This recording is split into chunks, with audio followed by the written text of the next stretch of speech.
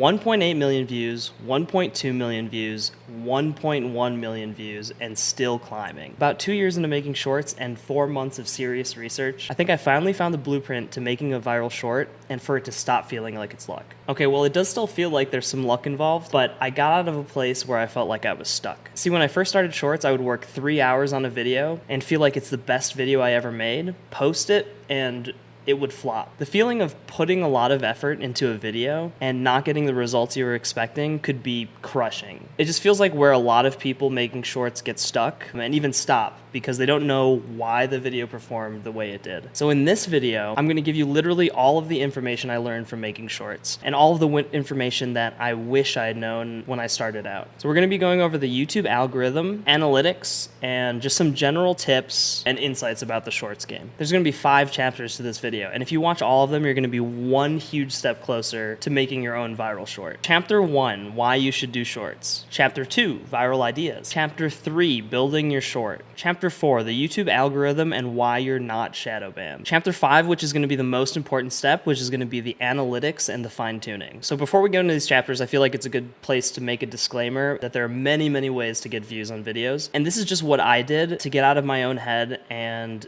make some videos that got a lot of views. There's also a question of what the point of making a video is. I don't know if it's always the case that the point of making a video is to get as many views as possible, but I think it's also undeniable that views are important, especially for people that are looking to make content creation a career. So for the scope of this video, that will be our goal, is to get as many views as possible. So chapter 1, why? So first I wanted to give some context and some reassurance on low performing videos. It's taken me about 170 shorts to get to where I am, and the last 20 shorts have accounted for 95% of the total views on my channel. So I'm mainly a variety streamer on Twitch, and when I first started making shorts, it was to push traffic on my Twitch channel. And let me tell you, YouTube is one of the things that every streamer knows that they should be doing, but they don't do anyway.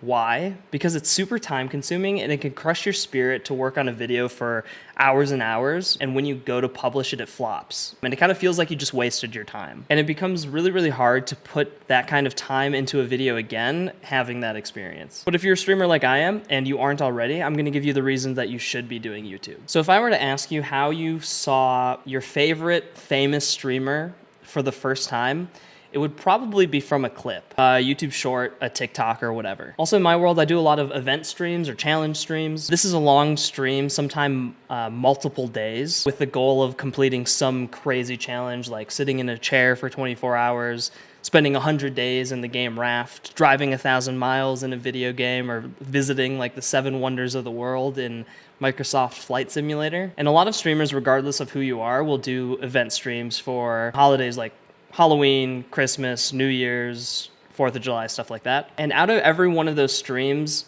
the event streams and the challenge streams in particular, the culture of your channel is born and it slowly develops. There are memes that come out of them, you overcome obstacles, people build relationships in the chat, and once the stream ends, that's all kind of lost, except for the people who were there. And over time, it becomes harder and harder for a new person who's coming into your stream to understand what's going on and fit in with the community in the time that they make a decision to stay or not. And one of the ways that we can combat this is making videos of our streams in like a consumable way. That way it can live forever. So these kind of serve as like an on-ramp for new viewers, and it also gives you like an extra channel for exposure. So when I first started out, my shorts were really, really terrible. Most of them were just clipped from a stream, or it was a funny moment in gameplay, just minimal editing. And you know, I thought that if a clip had a funny moment or something that was, you know, funny in the context of the stream, that it would do really well as a short. One of the things that I realized is that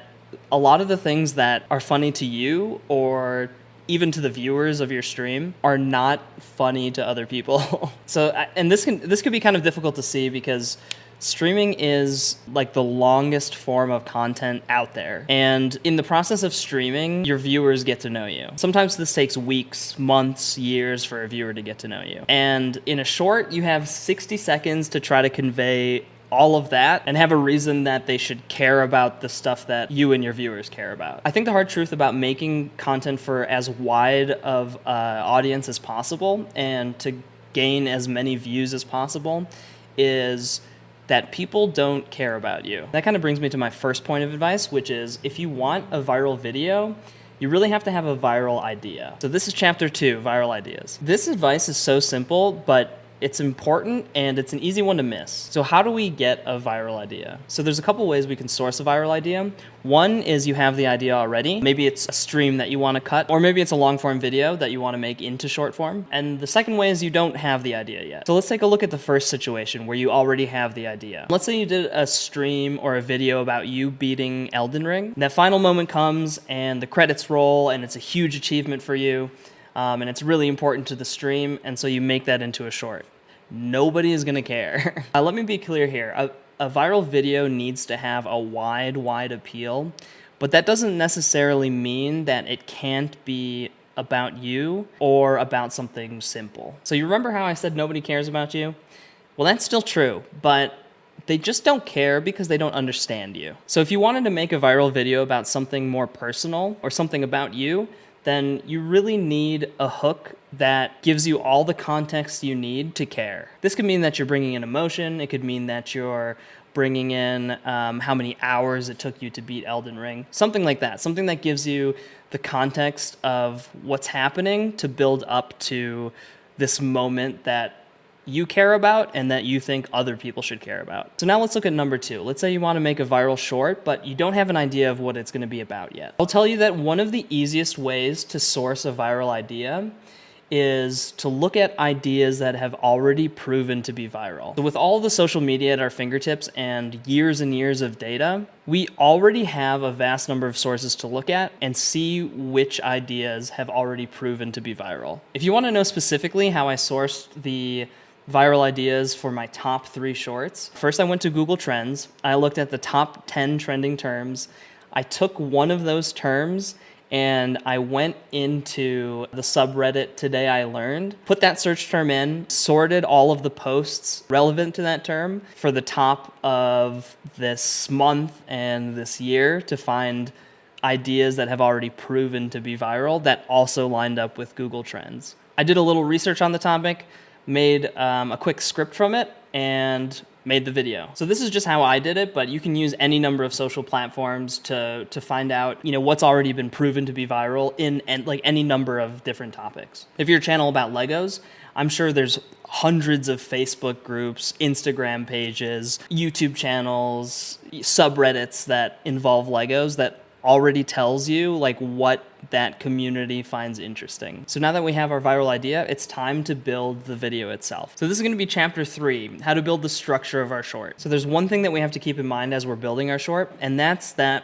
it's our job to grab people's attention and keep it for the entirety of the video. Super simple, but that's really all we need to do. And we also need to let this idea guide us through every single part of the building process. So now if you take a really zoomed out look of the structure of your short, every video you make has a beginning, a middle, and an end. And then in the video creation world, we call this the hook, the storytelling, and then the payoff. So let's take a look at the first part, the hook. With the hook, we have to grab people's attention. So the hook consists of 2 parts. The first part is going to be introducing people to your viral idea and then foreshadowing what the payoff is going to be. So the hook should be about 3 to 5 seconds, and it's the single most important part of the video and the number one thing that is going to determine how many views you get in the long run. Because if people don't make it past your hook, they're not going to watch the rest of the video. So just to nail in how important the hook is, one of the main differences between long form and short form is when people see a long form video, they click on it specifically. And they click on it because of the title and the thumbnail, and it's something that interests them, and then they click into the video. Whereas with short form, 99% of your views are typically going to come from the shorts feed. So people don't see a thumbnail and title, people see the hook. So now how do we build the hook? Well, first we're going to introduce people to our viral idea. Some of the examples of how the hook could start are, have you heard of this? Or do you remember this? Or I did this. That'll be the first part, and then the second part is going to be foreshadowing our payoff, so that could look like, but why did this happen? Or, but I never expected this. Or, but I never knew this. Or, but you'll never guess this.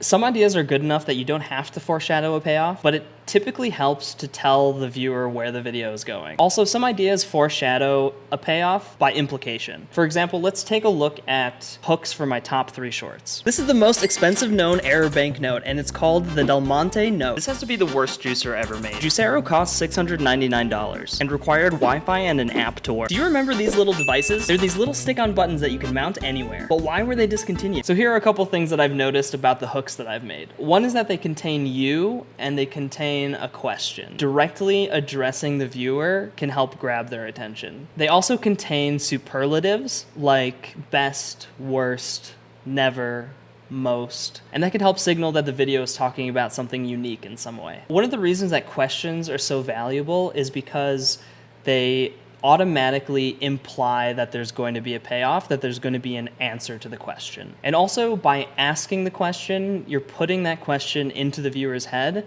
whether they were asking it themselves or not. So now that we have our hook, let's take a look at the middle of our short, or the storytelling. So after the hook, now we have our viewer's attention.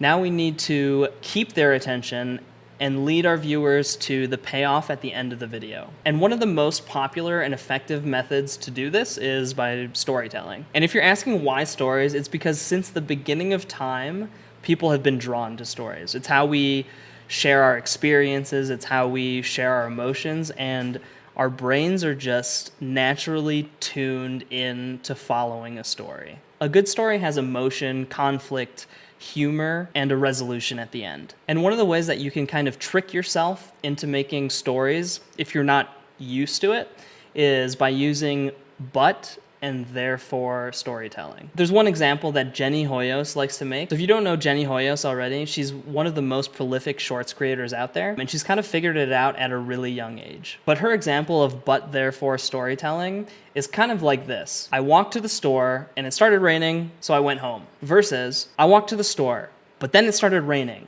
Therefore, I started running home. But I remembered I brought an umbrella. Therefore, I was dry.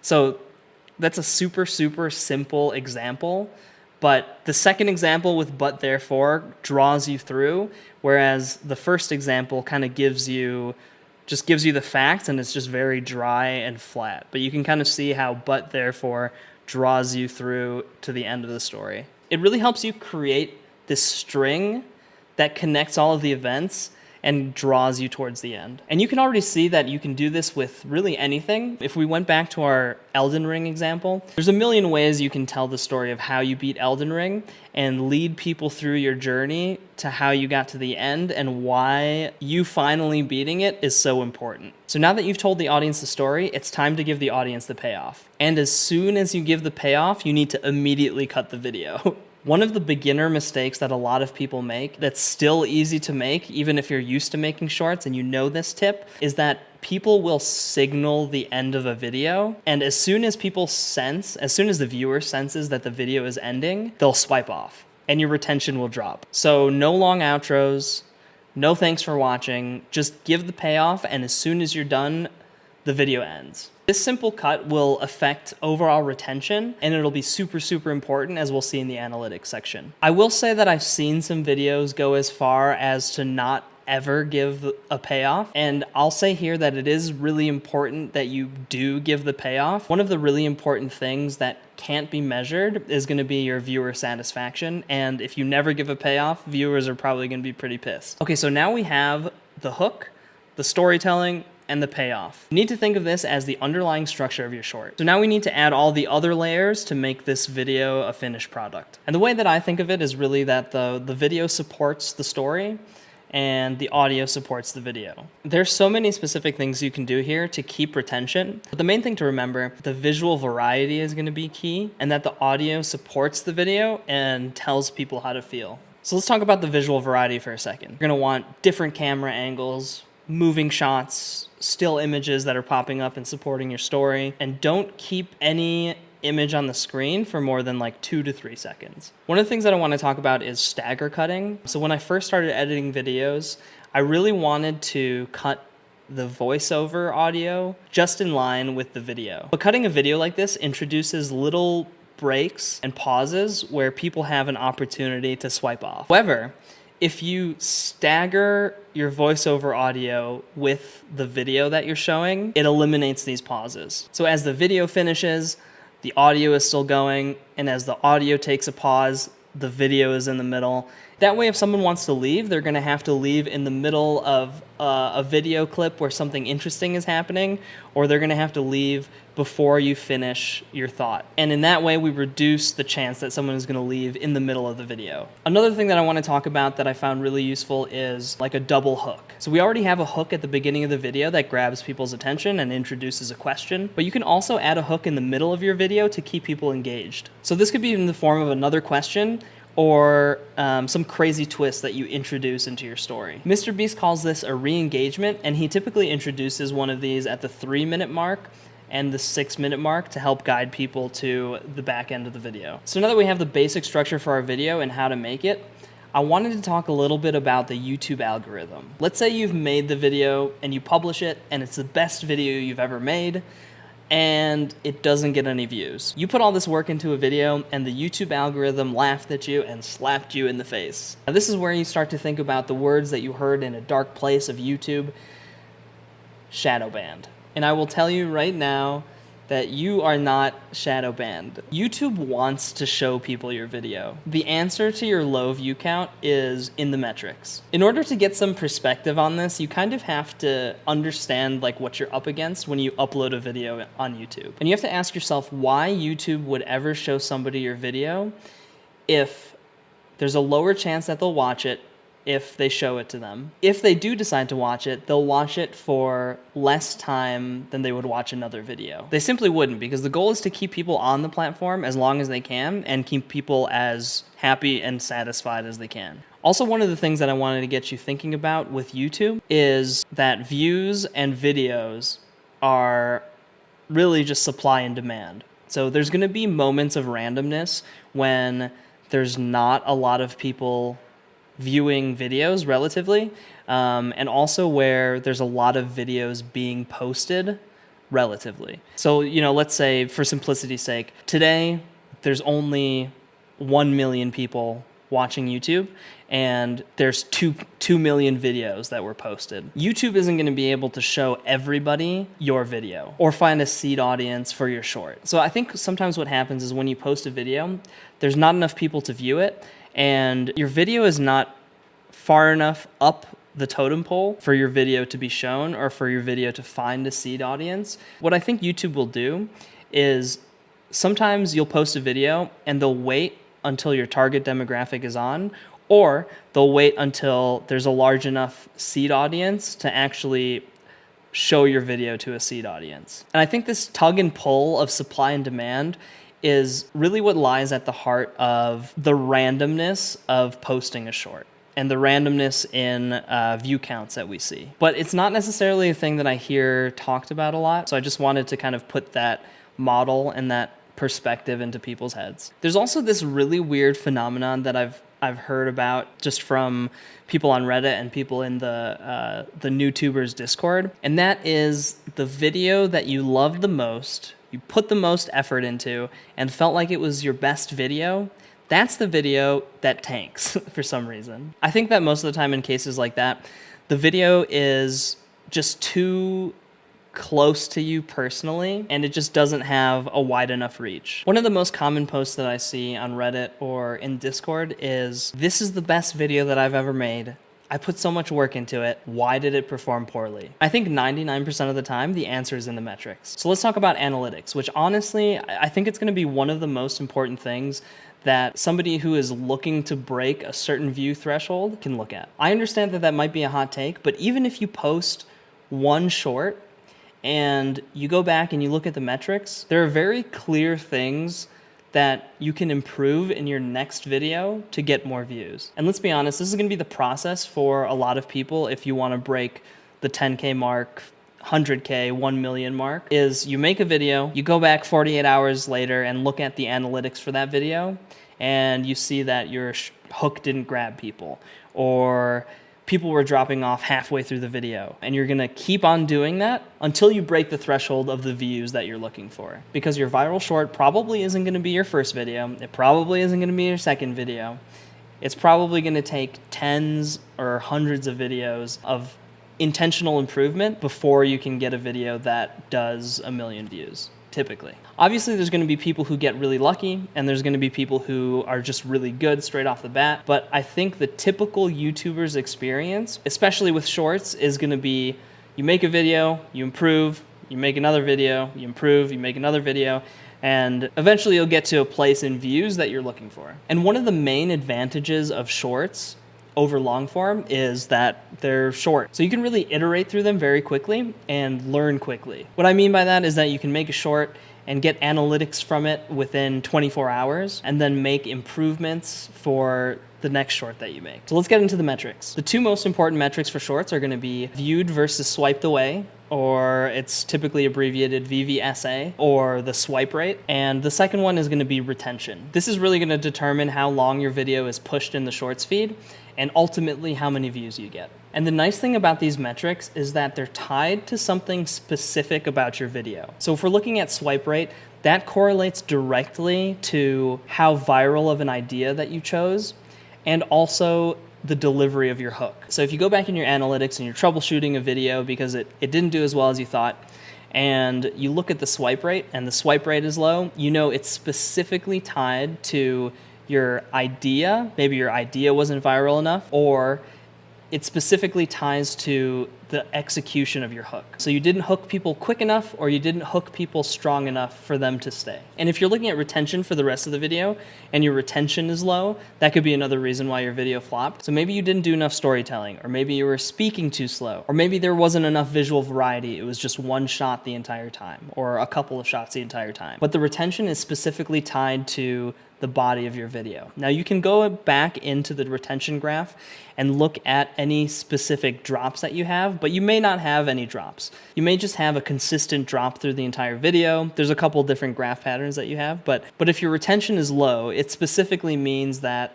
people didn't stay through your video, so it has to do with the middle of your video. So I did want to talk about the length of the video and the length of the video that you should be making. I think this varies a lot between different creators. A video length that works for one creator might not work for another one.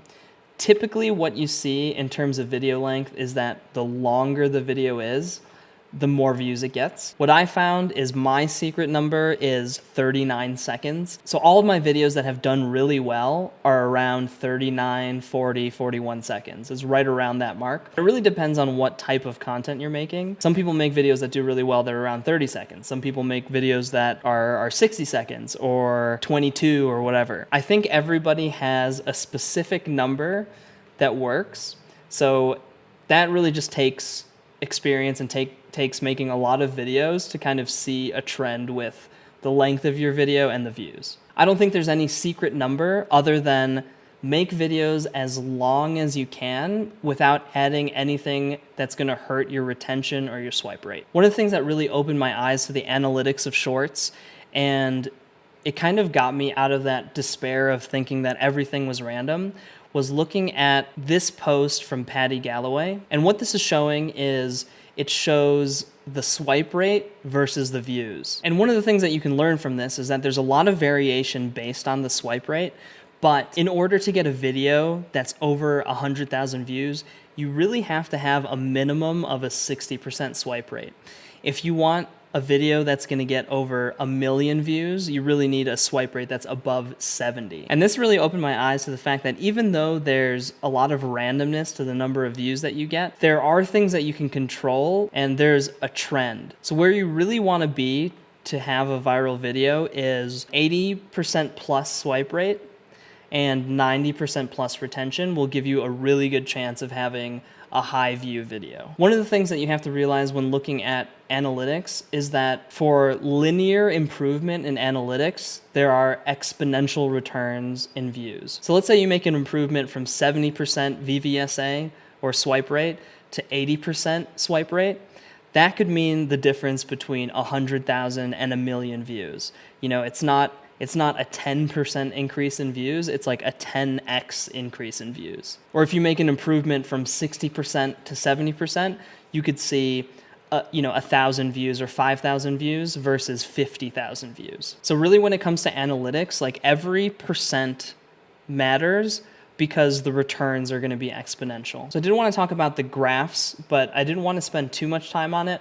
One of the things that I noticed with a lot of shorts is you post the video and then within a couple hours you get a huge spike and then it levels off. What I've noticed with viral shorts is that you'll see a couple different spikes. So what I think is happening is I think YouTube is serving the video to a seed audience of a couple hundred or something like that.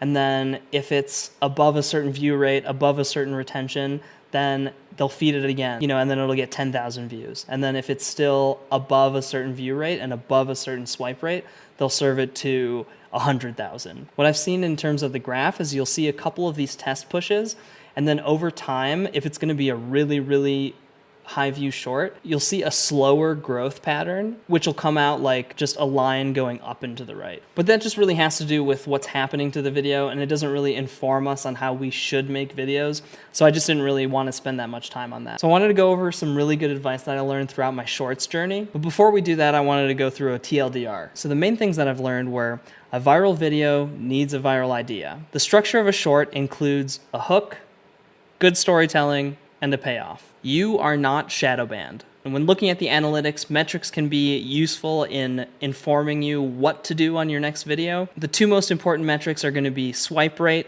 and retention. If your swipe rate is low, your idea or your hook is weak.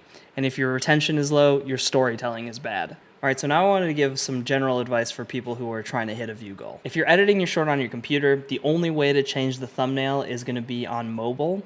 So what I've been doing is I've been exporting it and emailing it to myself, going to my phone, downloading the file, and uploading it from my phone. There you can change the thumbnail, which I'll do for every video. I'll then schedule the post to be published on a later date, go back to my computer, edit everything else that I need to, like the description and tags and stuff like that, before making the video public and posting. One of the things that I've heard floated as advice for new YouTubers when posting a short is to uncheck the publish to feed checkbox, publish to feed and notify subscribers. I've posted a couple of videos where I've unchecked that box, but all of my viral shorts have been published with that box checked. And I'm convinced that keeping that box checked can only help you. Why would YouTube add a feature that's automatically checked that gets you less views? Okay, second piece of advice.